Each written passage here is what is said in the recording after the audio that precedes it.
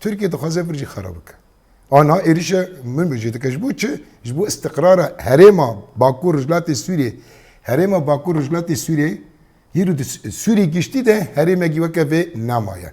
Aramî nîne. Dervî vê herêmê aramî ne. Herêmekî xweser e. Xwe xebrê ve dibe. Ne hikûmete lê terzekî hikûmetê merekane weke bêje hikûmeta pêşerojê. Hikûmeta gelan e, îrada gelan e. Gel hüküm dike, gel xwe de rê ve dibe. Türkiye dixwaze vê xerab bike. Arman bi Armanca Türk. Civaka navdewletî ev du rojin bêdeng e, mudaxele nake, çar.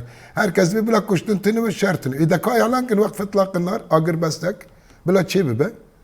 Eger agirbestek çê be, neş heqê Tirka terê xwe jî rakamane dewlet rejîm çû. Ma te bi kê re îtîfaq kirbû? Rusya jî got îşê me pê nema.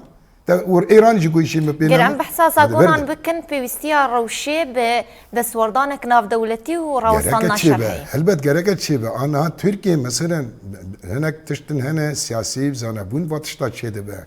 Yani quveta me heye, imkanê me heye, îrada me heye.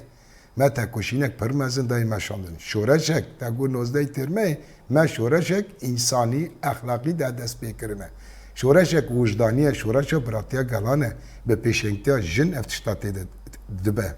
û bandorekî xwe li dünyayê tev da kiriye. Herkes me tengê vê tekoşînê nas dike. Herkes Kurda û Bakur Rojhilatê Sûriyê û ji vê rêveberiyê û ji vê sîstema demokratîk hez dike ji bo çi? Ji ber em xwedî proje ne. Em xwedî projek demokratîk in, demokrasiyek ji bo Sûriya pêşerojê çê bibe.